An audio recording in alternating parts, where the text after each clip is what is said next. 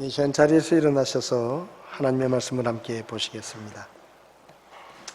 열왕기상 18장 32절에서 40절까지 말씀을 함께 보시겠습니다. 30절부터 보시겠습니다. 30절부터 여기 몇 절부터 돼 있나요? 30절에서 31절까지는 제가 읽고 그 다음에 같이 읽도록 하겠습니다. 엘리야가 온 백성에게 이르되 내게로 가까이 오라 하니 온 백성이 그에게로 가까이 오매 그가 무너진 주의 제단을 보수하고 야곱의 아들들의 지파들 수에 따라 12돌을 취하였는데 이 야곱은 전에 주의 말씀이 임하여 이르시기를 이스라엘이 내 이름이 되리라 하신 자들아, 그가 주의 이름으로 그 돌들로 제단을 쌓고 또 제단 주위에 2세아 분량의 실을 담을 만한 크기의 도랑을 만들매 또 나무를 정돈하고 수소를 여러 조각으로 잘라 나무 위에 놓고 이르되 통넷에 물을 채우다가 태우는 이생물과 나무 위에 부으라 하니라.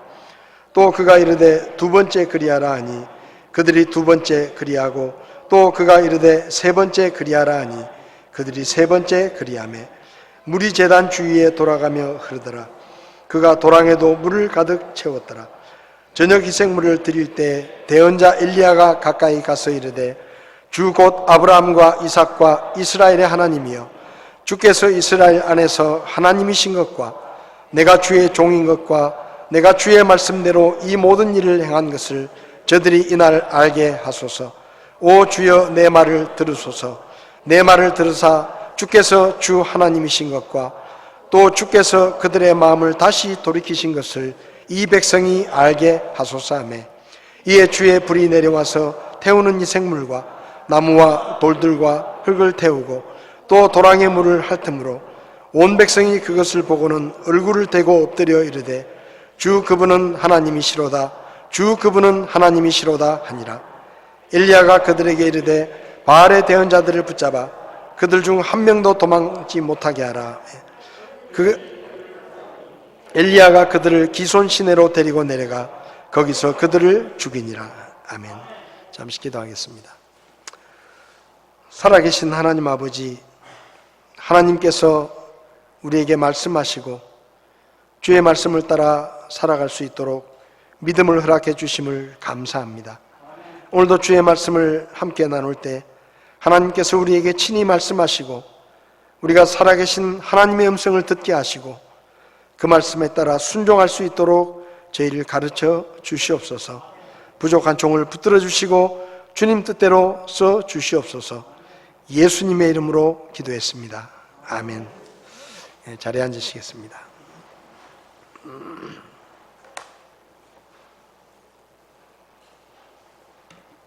우리가 즐겨 부르는 복음성가 중에 살아계신 주라는 찬송이 있습니다. 이 찬송은 미국에서 찬양 사역자로 잘 알려진 빌 게이더라는 분이 곡을 쓴 곡입니다.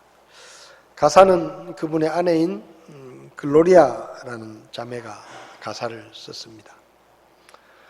이 부부는 같은 고등학교에서 교사로 근무하다가 결혼을 했습니다.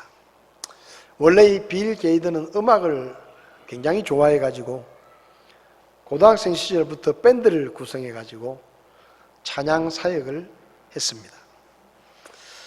근데 사람들이 별로 관심을 갖지 않았죠. 그러다가 이제 글로리아를 만나가지고 결혼을 하고 학교에서 영어 선생님으로 이렇게 근무를 했었는데 아주 행복하게 두 자녀를 낳고 잘 살다가 갑자기 이 빌 게이더가 큰 병에 걸려서 아주 가정이 엉망이 됐습니다. 이 부인은 임신한 몸으로 남편을 돌봐야 되고 또 그 즈음에 이 부부에 대한 좋지 못한 소문이 또 오해가 생겨서 퍼지면서 경제적으로 뿐만 아니라 마음으로도 굉장히 힘든 그런 시기를 보냈습니다. 그러다가 이제 해가 바뀌었는데 이 글로리아 자매가 늘 하던 대로 새해 첫날에 책상 앞에 앉아서 성경을 읽고 기도하고 이제 경건의 시간을 갖고 있는데 갑자기 그 마음속에 하나님께서 아무 걱정하지 말라는 그런 큰 평안을 주시는 거예요. 그래서 이 자매가 그 하나님이 주시는 평안이 너무 고마워서 머릿속에 생각나는 대로 가사를 막 써가지고, 급하게 막 가사를 써가지고 그 가사를 들고 남편에게 뛰어갔습니다. 내가 이 가사를 썼는데 하나님이 나에게 오늘 아무것도 걱정하지 말고 살아계신 하나님을 의지하라고 가사를 주셨다. 그래서 이 빌 게이드가 곡을 썼습니다. 그렇게 만들어진 곡이 살아계신 주라는 찬송입니다. 이 찬송을 통해서 그들은 힘을 얻고 남편의 병이 낫고 700곡이 넘는 복음성가를 작곡하고 전 세계를 다니며 찬양 사역을 했습니다. 1991년도에 빌 게이더 찬양단이라는 찬양팀을 만들어 가지고 사역을 오랫동안 했습니다. 미국에는 그래미상이라고 하는 음악을 시상하는 그런 상이 있는데, 그 그래미상에는 가스펠송이라는 분야가 있습니다. 그러니까 교회에서 불려지는 복음성가에 대한 일반 대중가요나 이런 노래뿐만 아니라 가스펠송을 이렇게 상을 주기도 하는데요. 이 빌 게이더 찬양팀이 그래미상에서 4번이나 이 가스펠송 부문에 상을 받았습니다. 그래서 이분들이 전 세계를 다니면서, 여러분이 인터넷에 혹시 유튜브에서 빌 게이더라고 치면 수많은 찬양 그 영상들이 올라가 있는 것을 보게 됩니다. 어떨 때는 수십 명의 그런 찬양팀과 함께 이런 사역을 하고 있는 모습을 볼 수 있습니다. 오늘 설교를 시작하면서 이 찬송을 한번 불러봤으면 좋겠습니다. 우리 살아계신 주. 많은 사람들이 살아계신 하나님을 믿는다고 말하지만, 근데 실제적으로 우리의 삶 속에서 살아계신 하나님을 경험하고 그리고 그분을 체험하면서 살아가는 분들은 그렇게 많지 않은 것 같아요. 그래서 오늘 이 찬송을 우리가 부르면서 이 빌 게이더 부부에게 하나님이 주셨던 그 살아계신 하나님에 대한 그 감동과 은혜를 한번 느껴봤으면 좋겠습니다. 1절만 한번 찬송해 보겠습니다.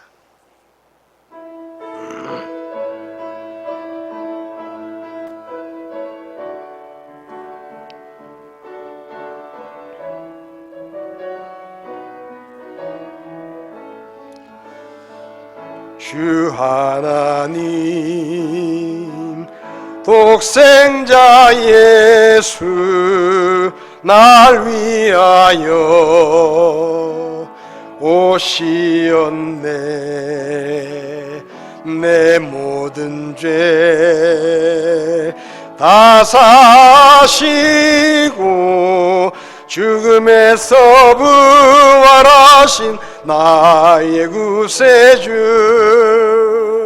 살아계신 주, 나의 참된 소망, 걱정 근심 전혀 없네. 사랑해 주네 갈 길 인도하니 내 모든 삶의 기쁨 늘 충만하네. 살아계신 주, 살아계신 주, 나의 참된 소망, 걱정 근심 전혀 없네. 사랑해 주네 갈 길 인도하니 내 모든 삶의 기쁨 늘 충만하네. 살아계신 주 한번 하겠습니다. 살아계신 주, 나의 참된 소망, 걱정 근심 전혀 없네. 사랑의 주내 갈 길인더니 내 모든 삶의 기쁨 늘 충만하네.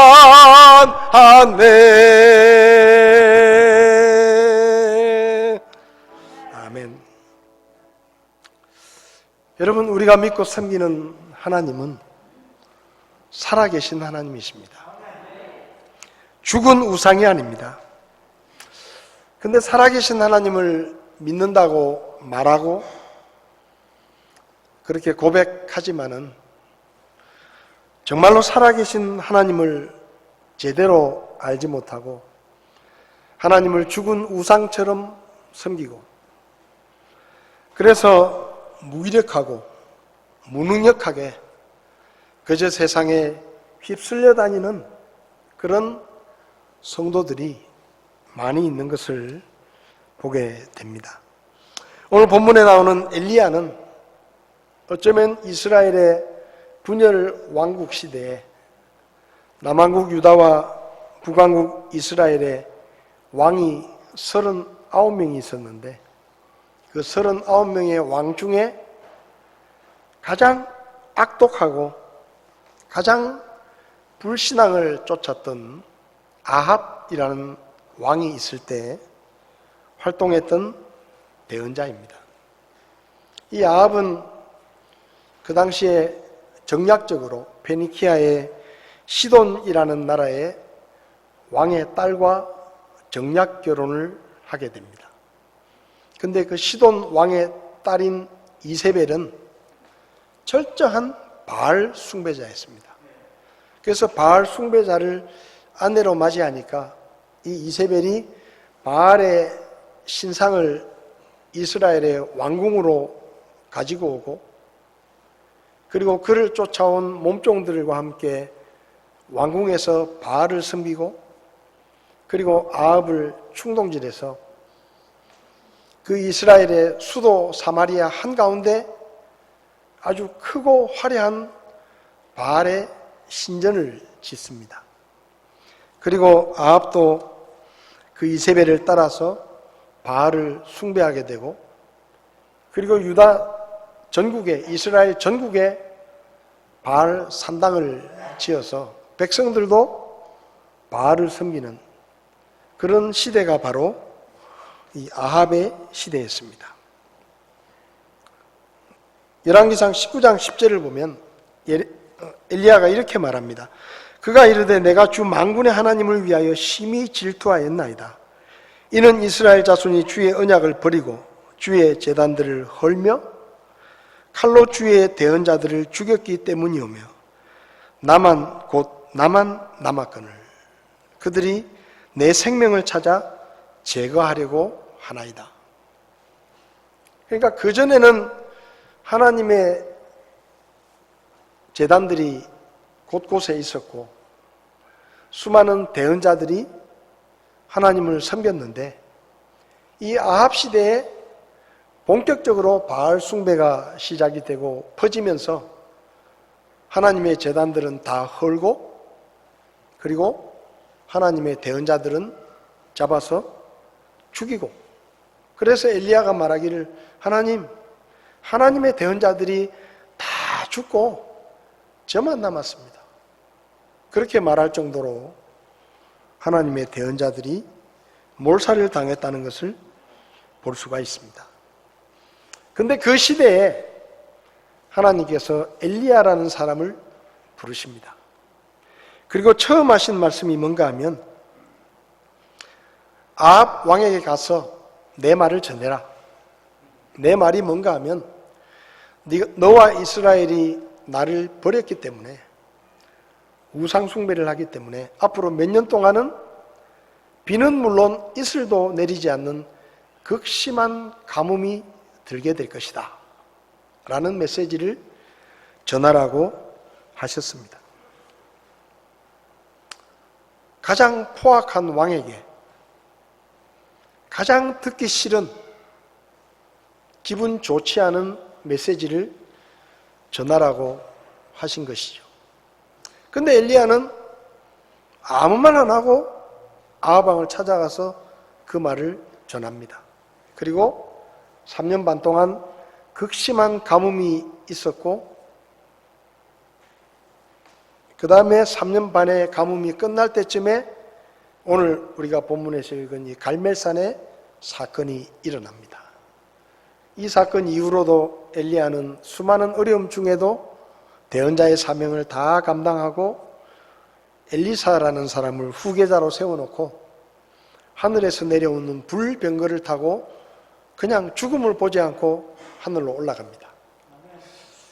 에녹 이후로 두 번째로 죽음을 보지 않고 하늘나라로 올라간 그 사람이 바로 엘리야입니다. 엘리야는 갈멜산에서 450명의 바알의 대언자들과 함께 영적인 대결을 합니다. 각자 신에게 기도를 해서 재물을 하늘에서 불을 내려서 태우는 신을 진짜 신이라고 우리가 인정을 하자, 그런 주제를 걸고 대결을 해서 단 한 번의 기도로 하늘에서 불이 내리게 하고 바알의 대언자들을 모두 데리고 가서 기손 시내가에 데리고 가서 다 죽였습니다. 놀라운 승리를 경험한 것이죠.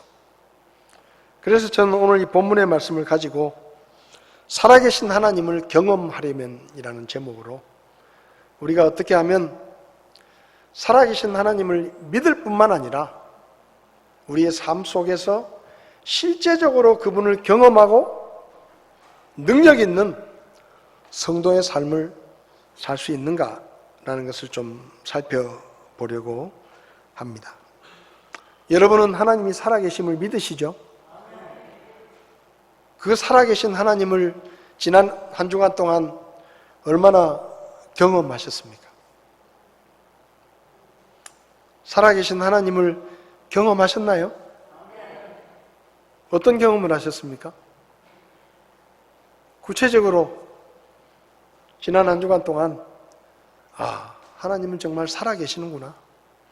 내가 믿는 하나님이 죽은 우상이 아니라 지금도 살아계시고 능력을 행하시고 우리의 삶을 변화시키시고 이 세상을 변화시키시는 살아계신 하나님이시구나.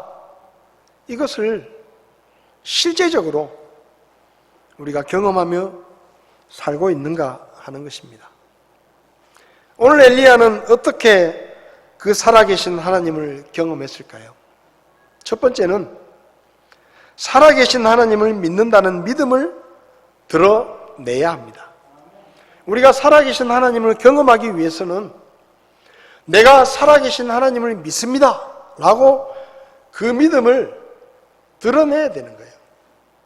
마음속으로만 그저 살아계신 하나님을 믿습니다 라는 믿음을 가지고 있으면 되는 게 아니라 이 믿음을 고백하고 사람들 앞에서 드러내야 하는 것입니다. 열왕기상 17장 1절을 보면 엘리야는 하나님으로부터 메시지를 듣습니다. 아합에게 가서 내 말을 전해라.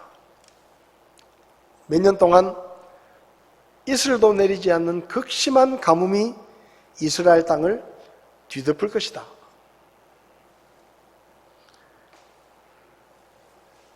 아합이 들으면 좋지 않은 소식입니다. 아합은 악명 높은 왕입니다.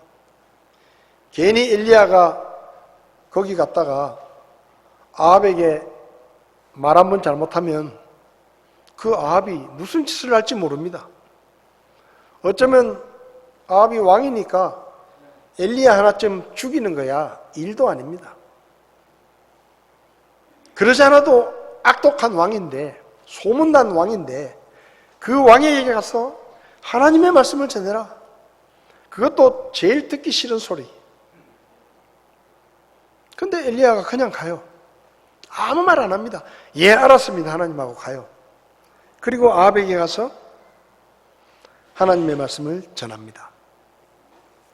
내가 서서 섬기는 주 이스라엘의 하나님께서 살아계심을 두고 맹세하노니, 이렇게 시작합니다. 내가 왜 왔냐? 내가 믿는 하나님이 살아계신 분이라고 내가 믿기 때문에 왕을 두려워하지 않고 내가 와서 하나님의 말씀을 전합니다 라는 말입니다.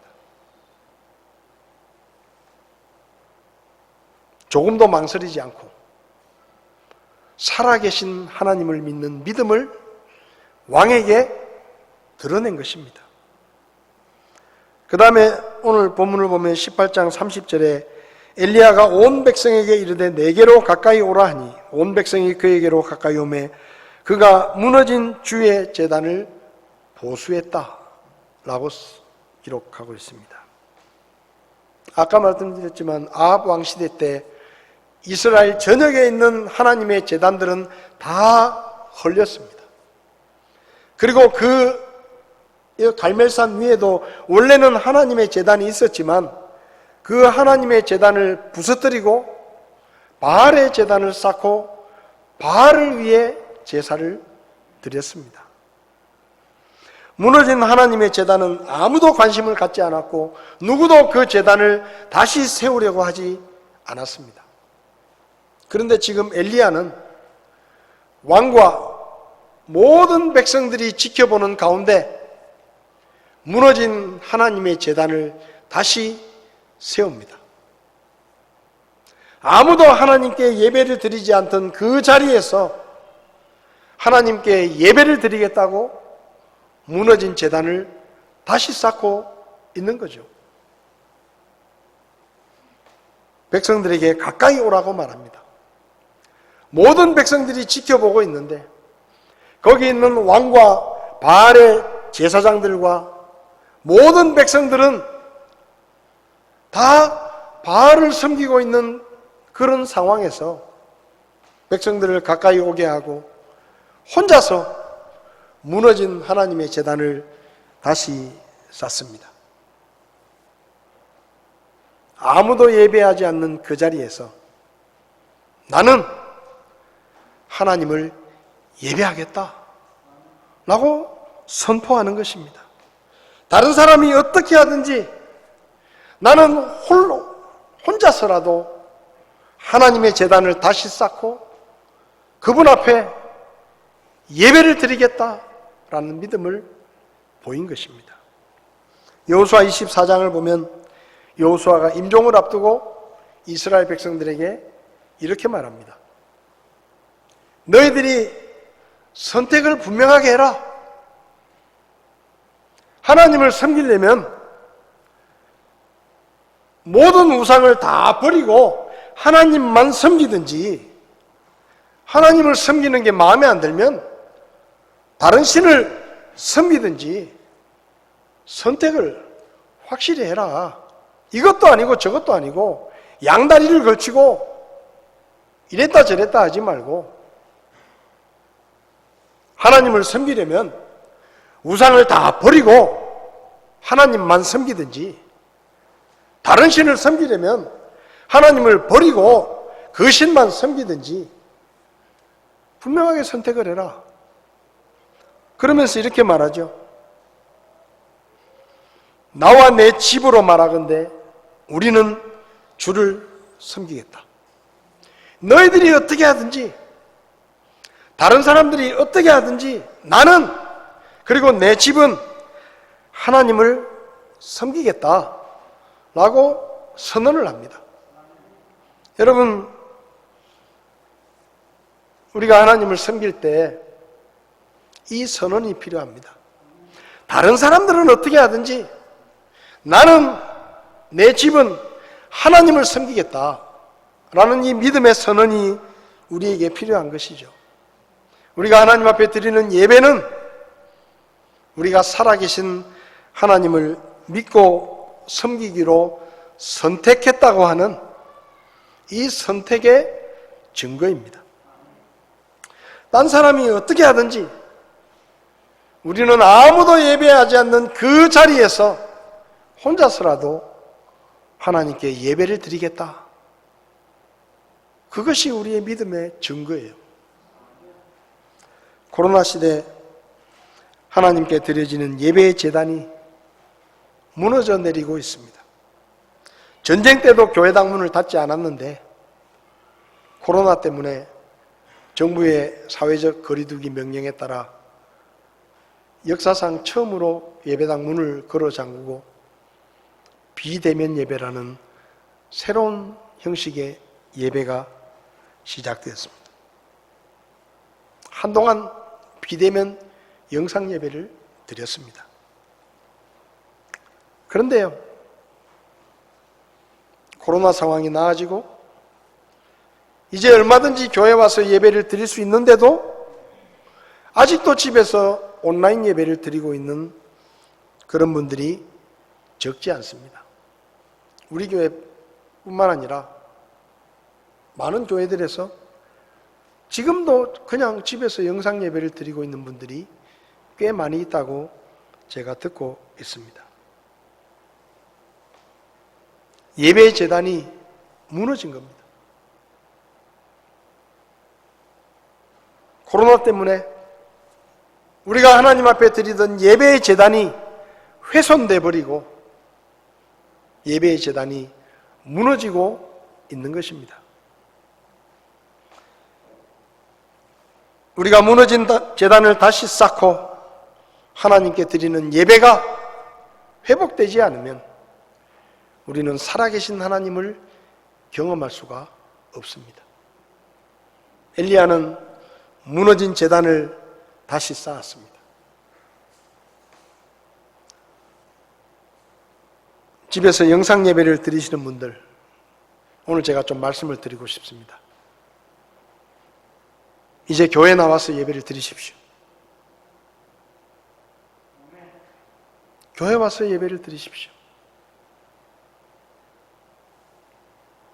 코로나로 무너진 예배의 제단을 다시 쌓고 비정상적인 예배의 모습에서 벗어나서 지체된 모든 성도들이 다시 교회에 모여 손과 발과 눈과 귀와 흩어져 있었던 성도들이 한자리에 모여 온전한 주님의 교회에 몸을 이루고 그분 앞에 드리는 예배가 하나님이 우리에게 원하시는 예배입니다. 코로나로 무너진 우리의 예배의 제단이 다시 쌓여지고 그리고 주님 앞에 드리는 예배가 회복될 때 우리는 비로소 살아계신 하나님을 경험하는 역사를 경험하게 될 것입니다. 뿐만 아니라 엘리야는 믿음의 도전을 통해서 하나님을 믿는다는 믿음을 증명했습니다. 무너진 제단을 다시 쌓은 후에 엘리야가 무엇을 했습니까? 제단 주위에 또랑을 팠습니다. 1.5리터 10병 정도가 들어가는 깊이에 물 또랑을 팠습니다. 그리고 제단 위에 마른 나무를 놓고 그 위에 여러 조각으로 자른 수소의 제물을 올려놓고 물통 4개에 물을 채우다가 희생물을 적시라고 말합니다. 2번, 3번을 그렇게 합니다. 12통의 물이 제단 위에 부어집니다. 말라 있었던 나무들이 흥건히 젖었습니다. 불을 붙여야 할 제물이 물에 젖었습니다. 제단 위에 돌과 흙이 다 젖고 한술 떠서 그 제단 옆에 파놓은 또랑에도 물을 가득 채우라고 말합니다. 여러분, 이해할 수 없는 행동이에요. 지금 과제가 뭐죠? 제단 위에 있는 제물을 하늘에서 불이 내려와서 태워야 되는데 엘리야는 12통이나 되는 물을 갖다가 부어가지고 그나마 말라 있었던 장작을 완전히 다 적시고 제물 위에 흥건하게 물로 적시고 거기다가 옆에 또랑에까지 물을 가득 채우고 사람들이 보기에는 어리석은 짓이에요.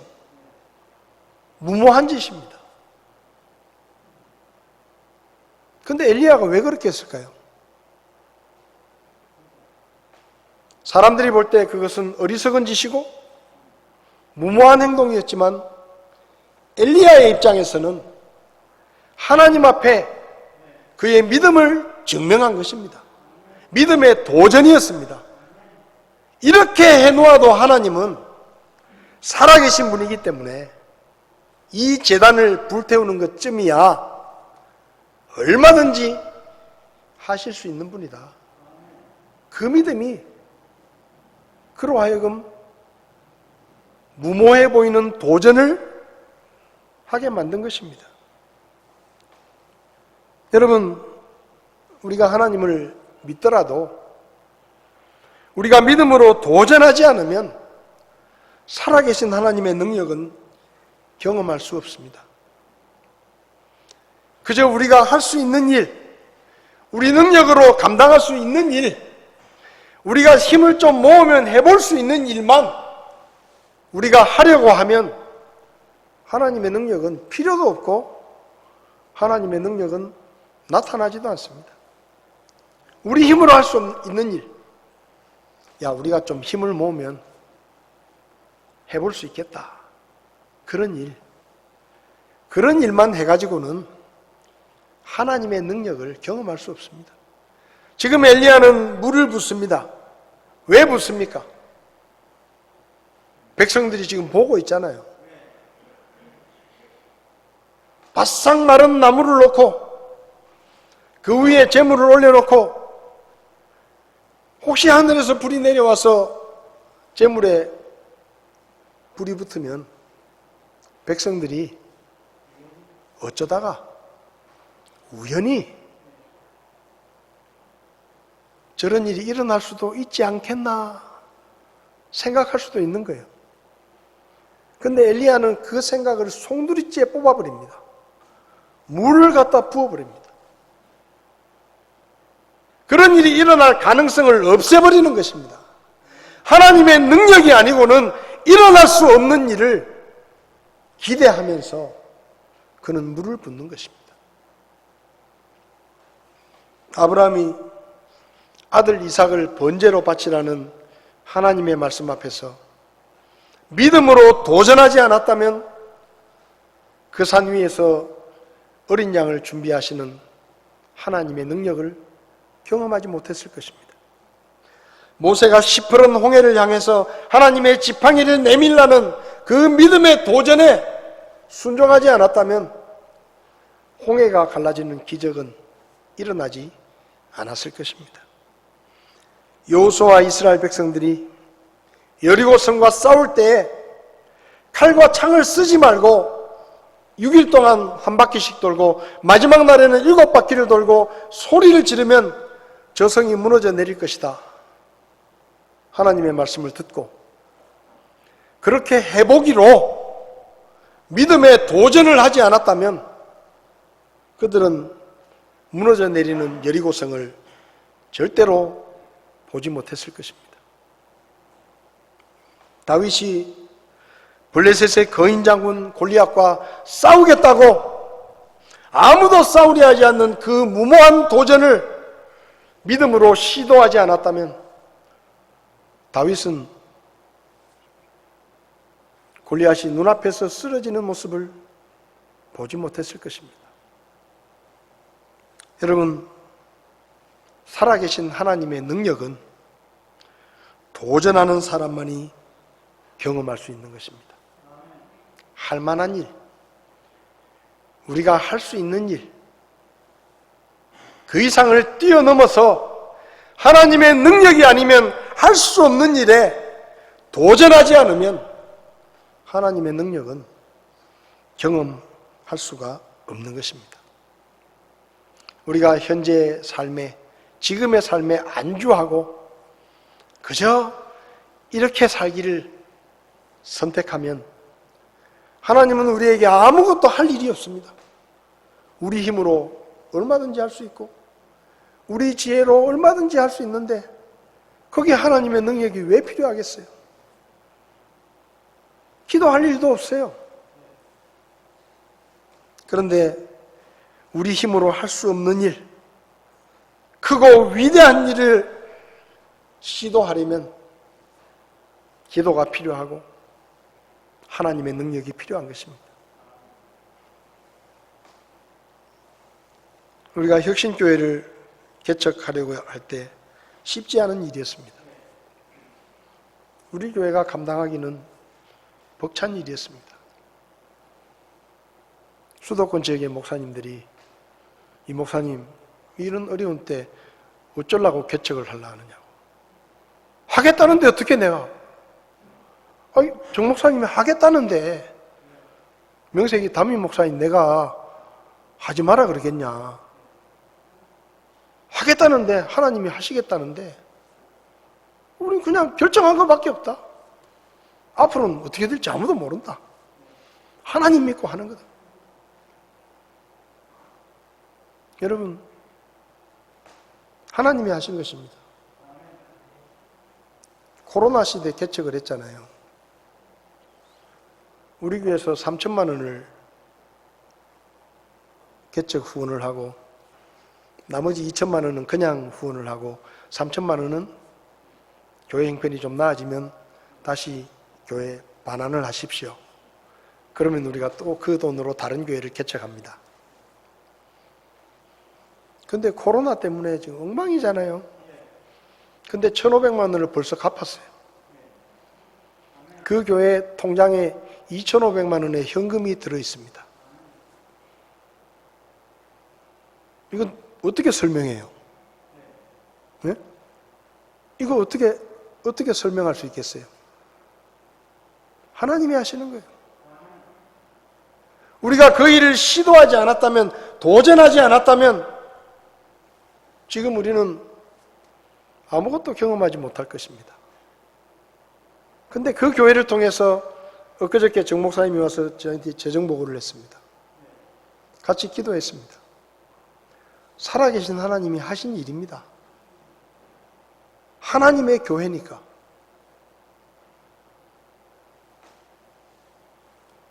여러분, 우리가 지금 우리의 삶에 만족하고 하나님이 이 정도면 됐어요. 그렇게 하고 있는 한 살아계신 하나님은 아무것도 하실 이유가 없어요. 우리가 믿음으로 새로운 도전을 하고 하나님의 능력이 필요하다고 부르짖고 그분의 능력이 나타났을 때 우리는 하나님의 살아계심을 경험하는 것입니다. 물이 흥건한 제단 위에 하늘에서 불이 내려옵니다. 제단의 제물과 나무는 물론 돌과 흙까지 다 태워버리고 또랑에 있는 물까지 완전히 말려버리는 모습을 이스라엘 백성들이 지켜봤습니다. 그러니까 그 백성들이 뭐라고 말합니까?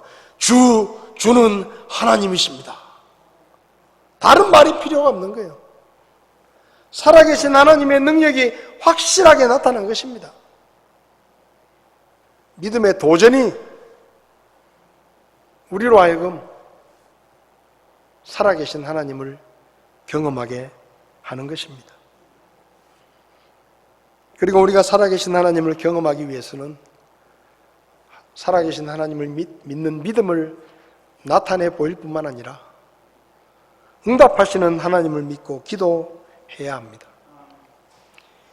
26절부터 보면 바알의 대언자들은 바알 신이 자기들이 열심히 기도하고 자기들이 최선을 다해야 자기들의 신이 응답할 것이라고 믿었습니다. 그래서 점심때까지 아무리 부르짖어도 아무 소용이 없으니까 점심이 지나서는 칼로 자기 몸을 상처를 내고 피를 뿌리고 피를 흘려가면서 오만 짓을 다 하면서 자기들에게 신에게 정성스럽게 기도합니다. 그렇게 해야 자기들의 신이 들어준다고 생각한 거죠. 그런데 저녁 때가 다 돼도 아무 소리가 없어요. 그러니까 엘리야가 말합니다. 얘들아, 집어치워라. 비켜라. 이제 내 차례다. 그리고 무너진 제단을 쌓고 물을 한그 부어놓은 다음에 엘리야가 기도합니다. 36절에 주 곧 아브라함과 이삭과 이스라엘의 하나님이시여. 엘리야가 뭐라고 기도합니까? 아브라함과 이삭과 이스라엘의 하나님. 무슨 말이죠? 조상들은 죽어서 세대가 바뀌더라도 살아계신 하나님은 죽지 않으시고 영원히 계시는 살아계신 하나님이시라고 지금 부르는 겁니다. 아브라함도 죽었고 이삭도 죽고 이스라엘 야곱도 죽었지만 하나님은 여전히 살아계시는 하나님이십니다. 36절에 계속해서 말합니다. 주께서 이스라엘 안에서 하나님이신 것과 내가 주의 종된 것과 내가 주의 말씀대로 이 모든 일을 행한 것을 저들이 알게 하십시오. 37절에 오 주여 내 말을 들으소서. 내 기도를 들으십시오. 450명의 바알의 대언자들이 칼로 상처를 내고 피를 뿌려가면서 오만 짓을 하면서 소리를 질러도 아무 응답이 없었습니다. 근데 엘리야가 단 한 번 기도했습니다. 오 주여 내 말을 들으십시오. 제 기도를 들어주십시오. 하나님이 살아계심을 이 어리석은 백성들 앞에서 보여주십시오. 한 번의 기도에 하나님이 응답하셨습니다. 흥건히 젖은 재물과 나무와 심지어 제단을 쌓았던 12개의 돌과 흙까지 불태워버리시고 또랑에 가득했던 물까지 완전히 말려버리셨습니다. 순식간에 일어난 일이었습니다. 여러분, 우리가 섬기는 하나님은 우리가 열심히 기도하고 정성을 들이고 최선을 다해서 하나님이 만족하실 때까지 기도해야 들으시는 하나님이 아니십니다. 하나님이 왜 우리의 기도를 들으십니까? 우리의 노력이나 우리의 수고나 우리의 정성 때문이 아니라 그분의 신실하심 때문에 하나님은 응답하시는 분이십니다. 신실하신 하나님이 단 한 번의 기도에 응답하셨어요. 왜요? 바알은 죽은 신이지만 하나님은 살아계신 하나님이시기 때문입니다. 우리가 믿고 섬기는 하나님은 죽은 우상이 아닙니다. 하나님을 섬기면서 죽은 우상을 섬기는 것처럼 그렇게 무능력하게 섬기지 마십시오. 살아계신 하나님을 그저 믿는 것에서 만족하지 말고 그분을 경험하기를 소원하십시오.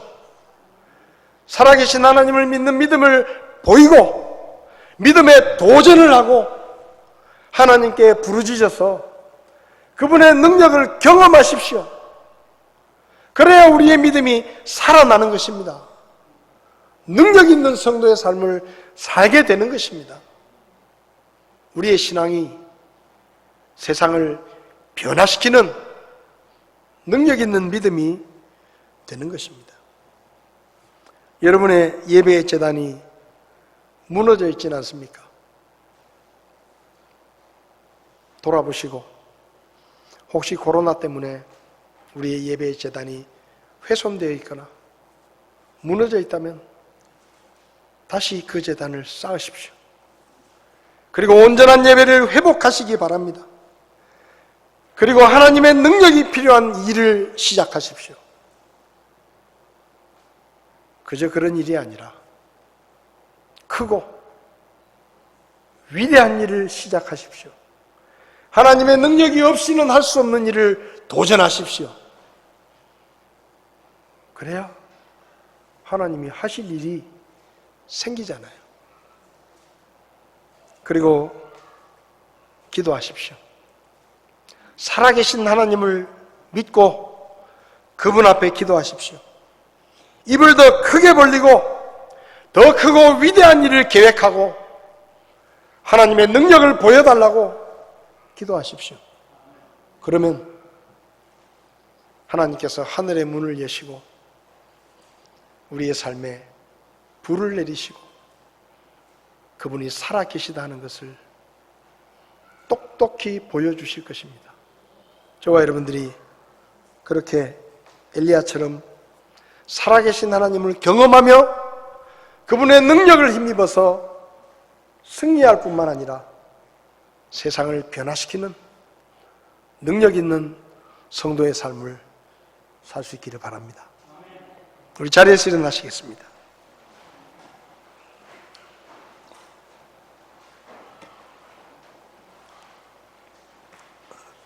살아계신 주 찬송 한번 더 하시면서 우리가 믿고 섬기는 하나님이 그저 그런 신이 아닙니다. 아무 데서나 부를 수 있는 신이 아닙니다.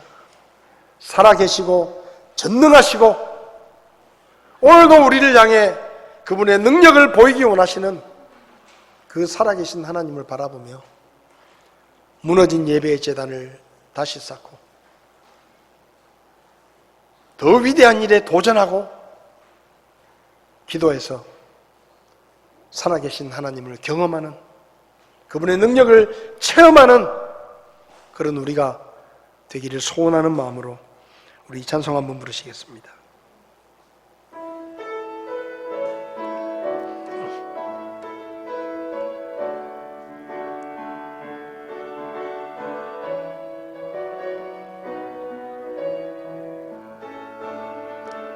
주 하나님 독생자 예수 날 위하여 오시었네. 내 모든 죄 다 사시고 죽음에서 부활하신 나의 구세주 살아계신 주 살아계신 주 나의 참된 소망 걱정 근심 전혀 없네. 사랑해 주네 갈 길 인도니 내 모든 삶의 기쁨 늘 충만한 살아계신 주 살아계신 주 나의 참된 소망 걱정 근심 전혀 없네. 사랑해 주네 갈 길 인도니 내 모든 삶의 기쁨 늘 충만. 우리 목소리로만 찬송하겠습니다. 살아계신 주 살아계신 주